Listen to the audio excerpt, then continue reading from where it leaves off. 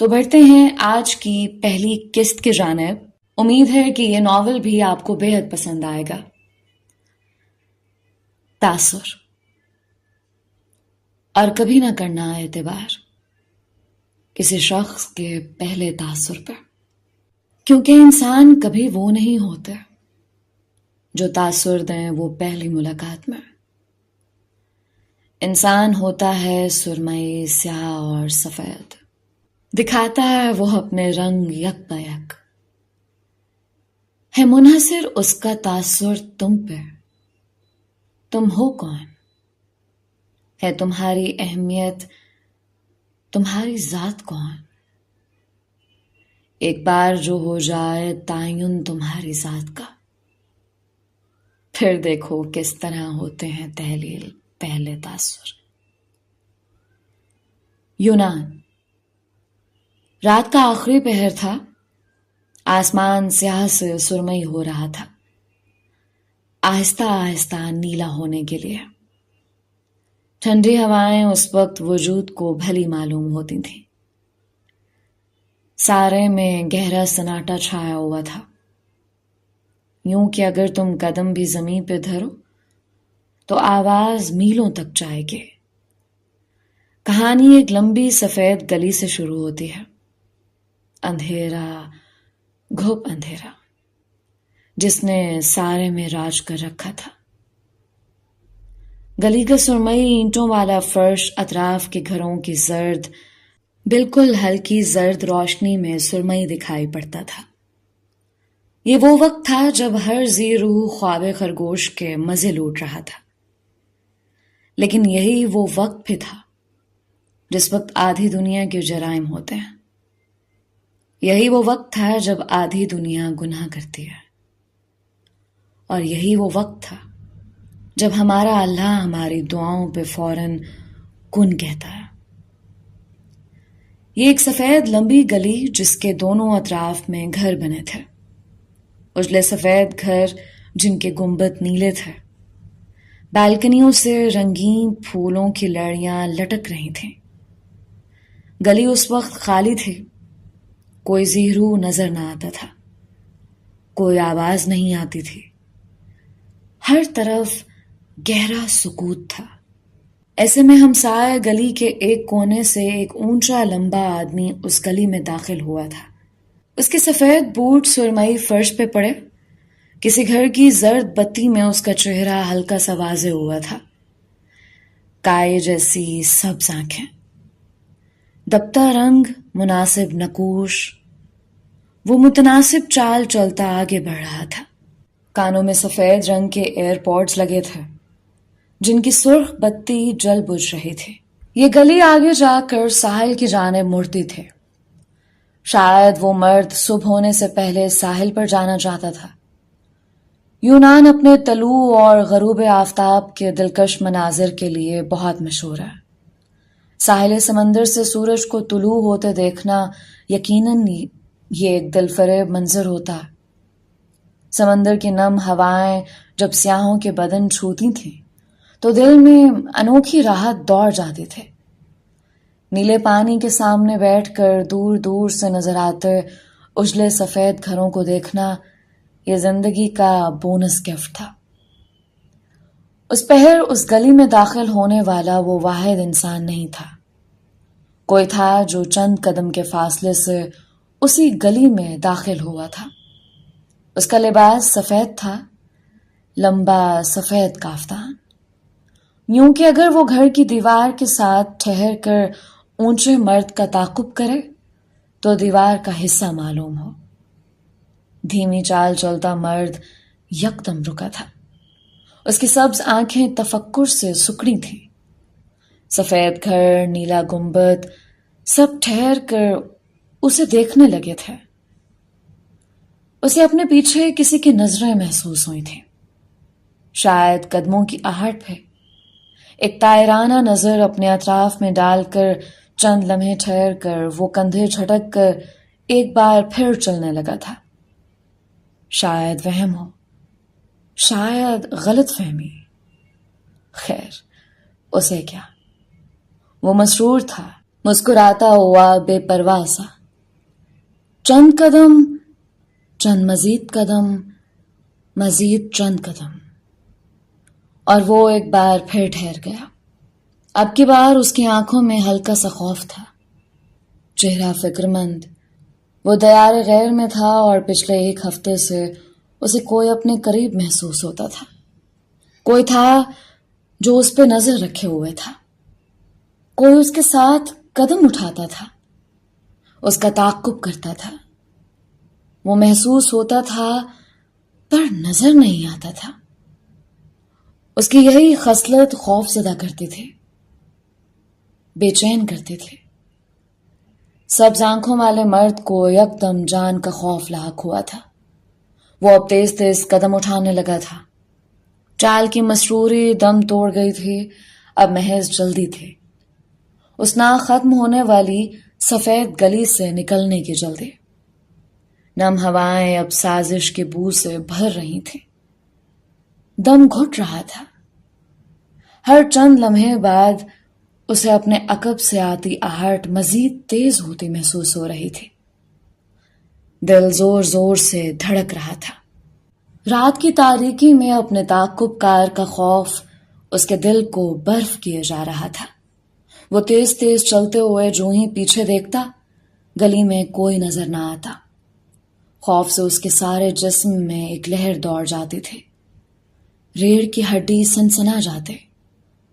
اس کے قدموں کی تیزی کے ساتھ تعاقب کار کی نظروں کی تیزی بھی بڑھ رہی تھی. یوں لگتا تھا جیسے وہ ایک پل کے لیے بھی اس سبز آنکھوں والے مرد کو آنکھ سے اوجھل ہونے نہیں دے سکتا. کلک کی آواز کے ساتھ سبز آنکھوں والے مرد کا دل ایک پل کو رک گیا تھا. اسے یقین آنے لگا تھا کہ اس کے تعاقب میں کوئی ہے، اور جو ہے اس نے ابھی ابھی اپنی گن لوڈ کی تھی. جان کا خوف بڑے بڑے سورماؤں کی حکمت عملی کو ردی کا ٹوکرا بنا دیتا ہے.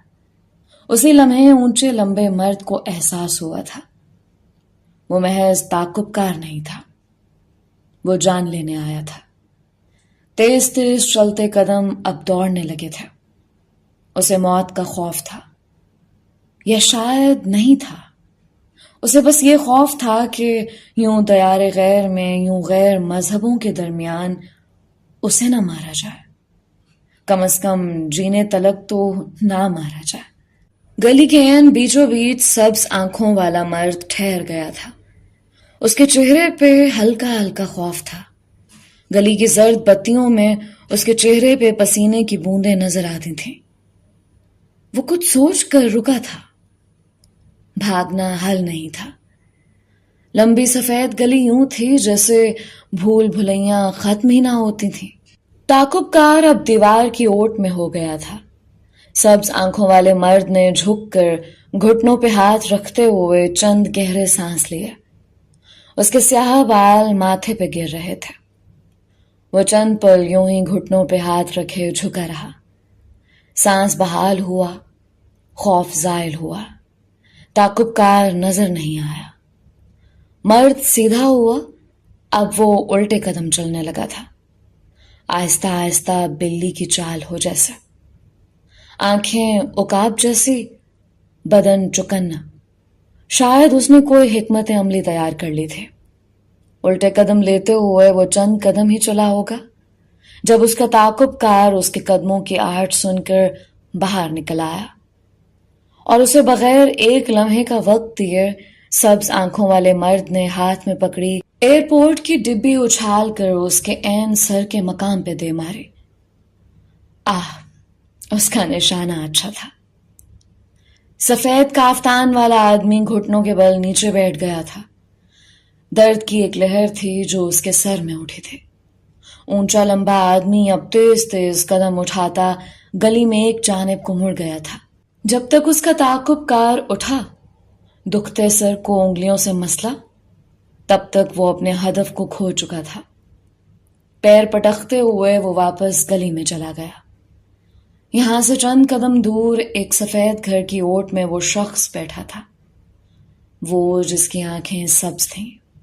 گھر کی بالکنی سے لٹکتی گلابی پھولوں کی لڑی اس کے بالوں کو چھو رہی تھی. اس کی آنکھیں اب چمک رہی تھیں. خوف زائل ہو چکا تھا. مہدی کو لوگ ڈراتے نہیں، فیسینیٹ کرتے ہیں. وہ زیر لب بڑبڑایا اور اٹھ کھڑا ہوا. اس کی آنکھوں میں عجیب چمک تھے، مرنے سے بچ کر زندگی کی جانب آنے والی چمک. چند لمحے بعد اس نے اپنا موبائل نکالا اور مزید چند لمحوں بعد گلی میں اس کے موبائل سے نکلتی اونچی اونچی آواز گونج رہی تھی. یہ راتیں، یہ موسم، ندی کا کنارہ، یہ چنچل ہوا. وہ مسرور سا سر دھنتے ہوئے جا رہا تھا. ساحل سمندر، طلوع آفتاب، پرانے گانے. کوئی ہے تو روک کر دکھائے اسے. بلوچستان گوادر. اللہ اکبر، اللہ اکبر، اللہ اکبر، اللہ اکبر. بلوچستان کے شہر گوادر کے قریب ایک گاؤں میں فجر کی آذانیں بلند ہوئیں تو زمانے کی ساری کثافت دھلنے لگے.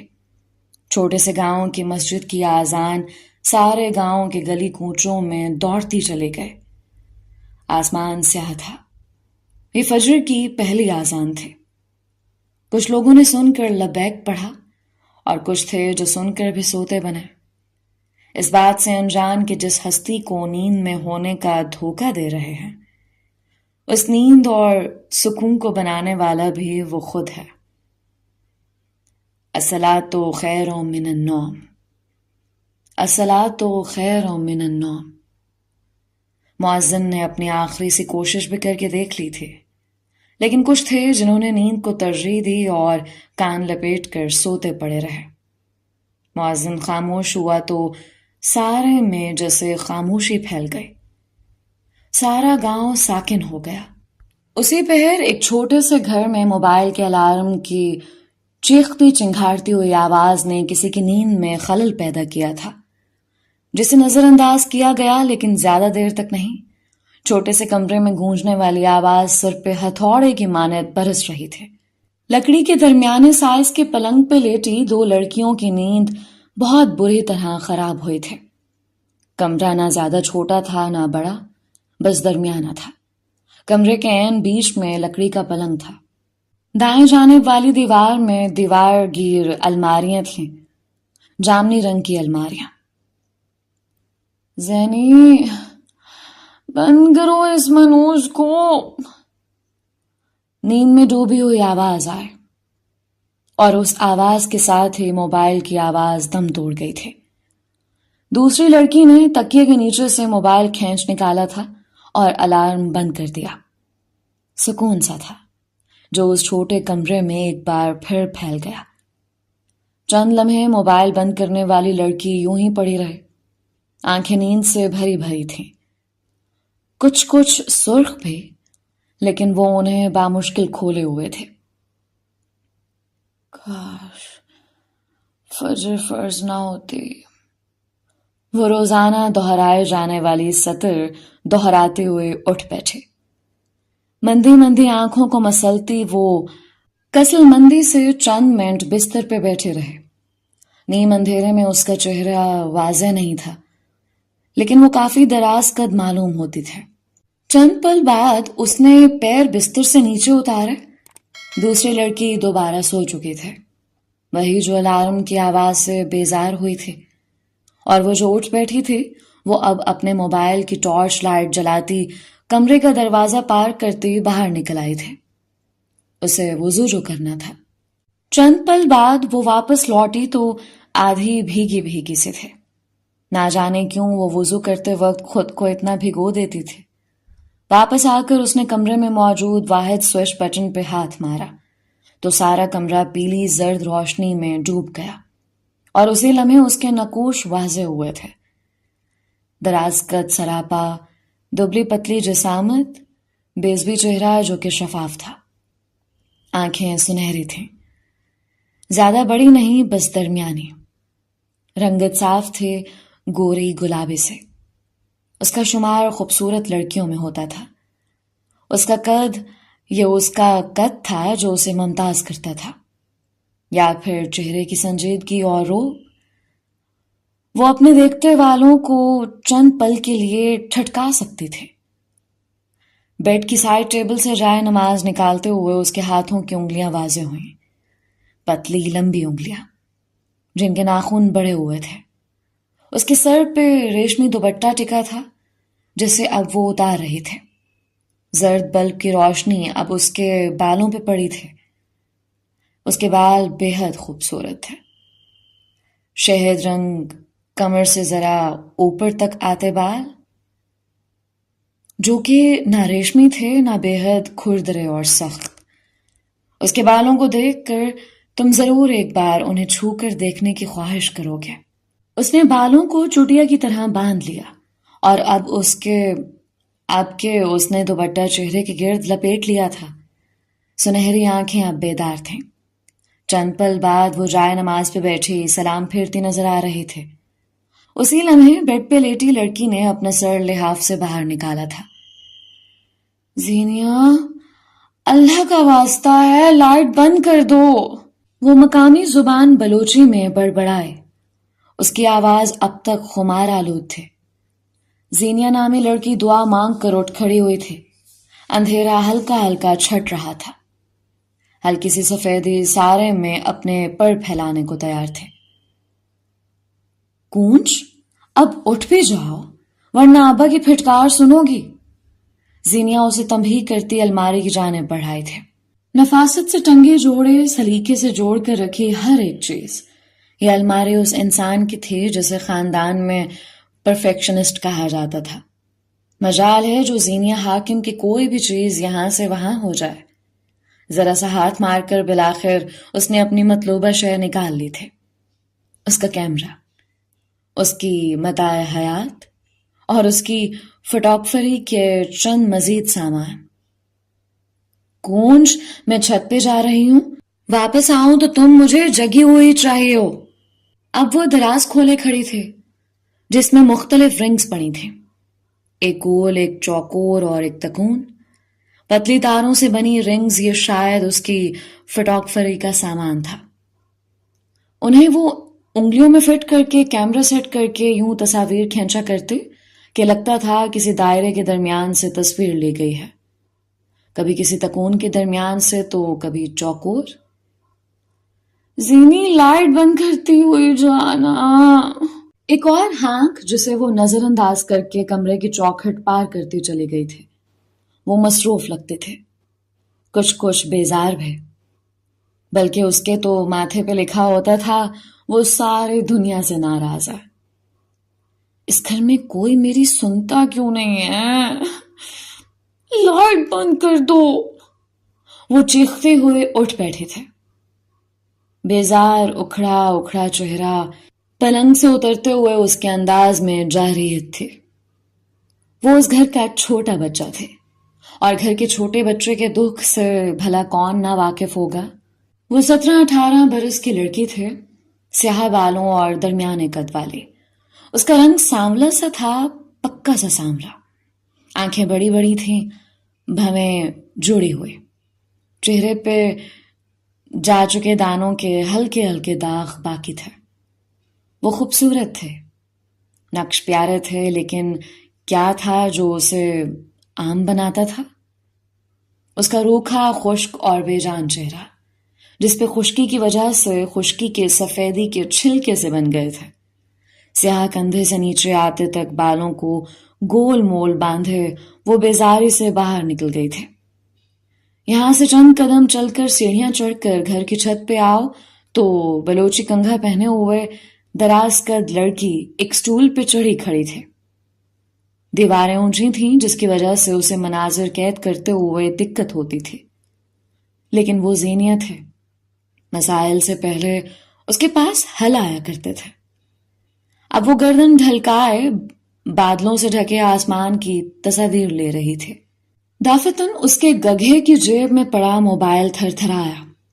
نیم اندھیرا اور ابھرتی ہوئی روشنی میں اس کا دراز قد سراپا باروب لگ رہا تھا۔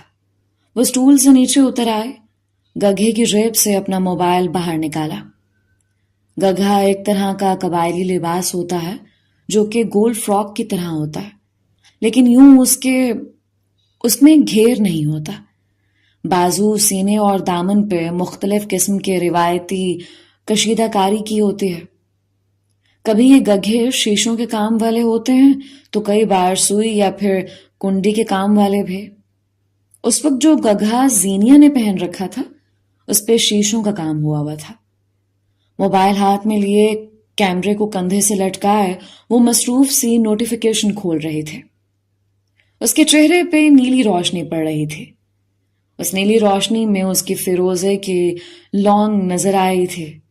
یوں لگتا تھا جیسے اس کی ناک کے لیے ہی بنی ہو۔ کبھی کبھی انسان کے ہاتھ، گلے یا تن پہ پہنی چیز اتنی سج رہی ہوتی ہے کہ یوں لگتا ہے جیسے یہ اسی کے لیے ہی بنی ہو۔ زبردست۔ آپ کے لیے کام ہے مس حاکم۔ چند دن بعد ایک ٹریول گروپ آپ کے علاقے آ رہا ہے، کیا آپ ان کے لیے فوٹوگرافی کر سکتی ہیں؟ انگریزی میں لکھا ایک تفصیلی پیغام۔ اس کی سنہری آنکھیں چمک اٹھی تھیں، لبوں پہ ہلکی سی مسکان تھی۔ اسی لمحے چہرے کے گرد دوپٹہ لپیٹے کونج آتی دکھائی دے۔ زینیا نے مسکراتی نظروں سے اسے دیکھا تھا۔ وہ جب مسکراتی تھی تو آنکھیں چھوٹی ہو جایا کرتی تھیں، چہرہ چمکنے لگتا تھا، گال سرخ ہونے لگتے تھے۔ تمہیں پتہ ہے کیا؟ مجھے ہمارے یہ شہر میں فوٹوگرافی کے لیے بلایا گیا ہے، وہ خوشی سے بتا رہی تھی۔ کونج کے تاثرات البتہ خشک ہی رہے۔ نیچے جا کر ابا کو بتاؤ، وہ 1 منٹ نہیں لگائیں گے اور تمہاری خوشی غارت۔ بیزار اکھڑا لہجہ۔ زینیا کے چہرے کی جوت بجھ گئی تھی۔ اس کی آنکھیں واضح طور پہ اداس تھیں۔ البتہ کونج اب بھی بے نیازی سے ٹہل رہی تھے۔ زینیا چند لمحے بے مقصد وہیں کھڑی رہی اور پھر وہاں سے ہٹ گئے۔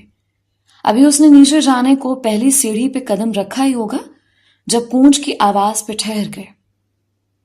اب جا کر ابا سے اپنی ناکام خواہشات کا بدلہ لوگی نا، کیونکہ زینیا نے معاف کرنا تو سیکھا ہی نہیں۔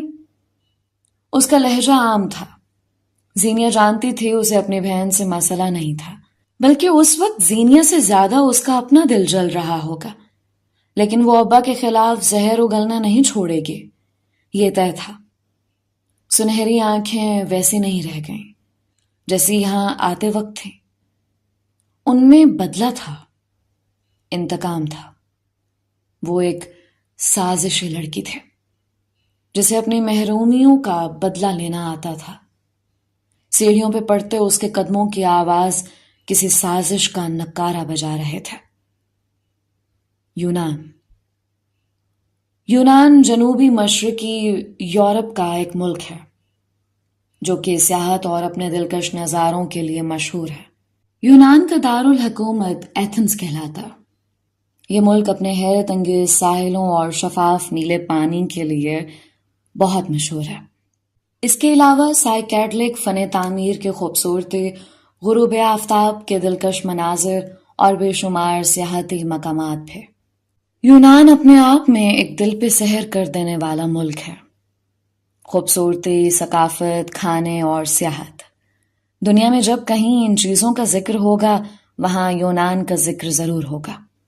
ہماری کہانی کا حصہ اس وقت یونان کا ایک جزیرہ ہے، سینٹورینی، نیلے اور سفید رنگ کا آمیزہ۔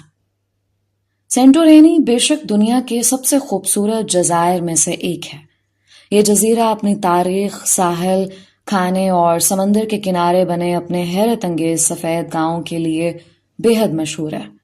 سینٹورینی کا دارالحکومت گوکا فیرا ہے، جسے یونان میں تھیرا یا تھیراؤں پا بھی کہا جاتا ہے، لیکن اس وقت ہماویہ نامی ایک جادوئی شہر کی سیر کو نکلے ہیں۔ یہ شہر ایک کھری چٹان کی چوٹی پہ واقع ہے اور اپنے سفید اور نیلے مکعب شکل کے گھروں کے لیے مشہور ہے۔ اگر تم اویا کی سیر کو نکلو تو تمہیں یوں لگے گا جیسے تمہاری زندگی میں بس 2 رنگ ہیں، گھروں کے اوپر ہوا سفید رنگ اور ان کے گنبد پہ رنگا ہوا نیلا رنگ۔ یہ شہر بلکہ پورا کا پورا یونان اپنی مثال آپ ہے۔ دنیا بھر سے لاکھوں کی تعداد میں سیاح یہاں ہر سال آتے ہیں۔ زندگی میں اگر یونان کی سیر نہیں کی تو سیاحت ادھوری ہے۔ اویا شہر میں واقع ایک نیلا سفید کیفے اس وقت لوگوں سے کھچا کھچ بھرا ہوا تھا۔ دنیا بھر سے آئے سیاح اور کئی مقامی لوگ اس وقت اسی کیفے میں جمع تھے۔ یہ ایک اوپن ایئر کیفے تھا جہاں دیواریں سفید پینٹ میں ڈوبی تھیں اور کرسیوں کو نیلے رنگ میں رنگ دیا گیا تھا۔ نرم گرم دم توڑتی دھوپ کرسیوں پہ بیٹھے لوگوں پہ پڑ رہی تھی۔ جہاں کرسیاں ختم ہوتی تھیں وہیں اسی اختتام پہ ایک سٹیج نما جگہ بنائی گئی تھی۔ شاید لوگ کسی کا انتظار کر رہے تھے۔ کوئی تھا جو یہاں آ کر ان سے مخاطب ہونے والا تھا۔ سٹیج کی ایک جانب ایک لمبا چوڑا پوسٹر لگا تھا جس پہ اس انسان کی تصویر لگی تھی۔ ہاں، اسی کی جس نے ابھی کچھ دیر میں یہاں آ کر ان تمام لوگوں کو اپنی بات سنانی تھی، کیونکہ اسے باتیں ہی آتی تھیں۔ انتظار کرتے کوفت زدہ چہروں، اشتیاق میں ڈوبے اپنی کافی ٹھنڈی کرواتے لوگوں کو چھوڑ بیک سٹیج کی جانب آؤ تو یہاں کھڑا تھا وہ آدمی، وہی جس کا چہرہ پوسٹر پہ لگا تھا۔ یہاں کافی چیزیں پھیلی ہوئی تھیں، کپڑے، جوتے، لوگ۔ شاید یہ شو بے حد جلدی میں ارینج کروایا گیا تھا۔ دراز قد مرد سیدھا کھڑا تھا، اس کے آس پاس دو لوگ تھے۔ ایک اس کا مائک اس کی کمر پہ فٹ کر رہا تھا، دوسرا اسے بار بار ایک ورق پہ لکھے الفاظ دہرانے میں مدد دے رہا تھا۔ یہ زبان اس کے لیے انجان تھے، اسے الفاظ رٹنے میں دقت ہو رہی تھی۔ وہ سخت بیزار نظر آتا تھا۔ اس کے قد کے علاوہ ایسا کچھ نہیں تھا جو اسے قابل غور بناتا۔ ساملی رنگت رکھنے والا عام شکل مرد جس کے بال سیدھے تھے لیکن بے حد سٹائلش انداز میں کٹے ہوئے، ناک کھڑی تھی، نقوش عام سے، ایک عام پاکستانی نقوش۔ وہ خوبصورت نہیں تھا، پرکشش بھی نہیں۔ اس کے چہرے پہ بس ایک چیز تھی جو چند پل کے لیے اسے دیکھنے کو مجبور کرتے کہ اس کی سبز کائے جیسی آنکھیں، وہ جو اسے مشرقی ہوتے ہوئے مغربی بناتی تھیں۔ اس کی کمر پہ مائک کی تار فٹ کرتے ہوئے لڑکے نے شاید کوئی غلطی کر دی تھی، تار ٹوٹ کر نیچے گر گئی، مائک کا کنیکشن بھی ٹوٹ گیا۔ اب کے اس سبز آنکھوں والے مرد کی بس ہو چکی تھی، اس کی کوفت غصے میں بدل چکی تھی۔ اس نے ہاتھ میں پکڑے کاغذ کو مروڑ کر دور پھینکا اور مائک لگاتے لڑکے کو دھکا دے کر خود سے دور ہٹایا۔ اس کا چہرہ دہک رہا تھا، جبڑے بھینچ گئے تھے۔ پچھلے 1.5 گھنٹے سے تم لوگوں نے مجھے یہاں ذلیل کر رکھا ہے، وہ دھیمی آواز میں غرایا تھا۔ میں کوئی عام آدمی نہیں ہوں، میں مہدی کمبیر ہوں۔ میں نے اپنے مصروف ترین شیڈول میں تم لوگوں کے لیے وقت اس لیے نہیں نکالا تاکہ مجھے یہاں ذلیل ہونا پڑے۔ اس کی آواز بلند نہیں تھی لیکن اس میں واضح حد تک تھی۔ ٹیم کے لوگ اسے رام کرنے کی کوشش کرنے لگے تھے۔ میں مائک لگا دیتا ہوں سر، آپ جہنم میں جاؤ تم اور تمہارا مائک۔ اس نے نوچ کر اپنے کانوں سے ایک ننھا آلہ اتارا تھا۔ جاتے جاتے ہاتھ میں پکڑا مائک زور سے پرے اچھالا، جو کہ سیدھا ساتھ بیٹھے لڑکے کے ماتھے پہ آ کر لگا تھا۔ بھک منگوں کے بھی کام کرنے پڑیں گے اب، وہ اردو میں بڑبڑاتا ہوا باہر نکل گیا تھا۔ پیچھے اس لڑکے کے ماتھے سے سرخ پتلا خون بہنے لگا تھا۔ وہ 18 سالہ لڑکا نم آنکھوں سے اسے باہر جاتے ہوئے دیکھتا رہا۔ وہ پبلک سپیکر جس کے لاکھوں لوگ مداح تھے، وہ جو نرم خوش گفتار تھا، اس کا اصل یہ تھا۔ وہ خود کو کیا دکھاتا تھا اور تھا کیا؟ یونانی لڑکا روتے ہوئے اس کی پشت کو دیکھتا رہا۔ وہ چہرے پہ مکھٹ اوڑے گھومتا تھا، باتیں جھوٹ تھیں اور آنکھوں کی معصومیت فریب۔ وہ ایسا بالکل نہیں تھا جیسا مشہور تھا، سچا، معصوم، نرم گو۔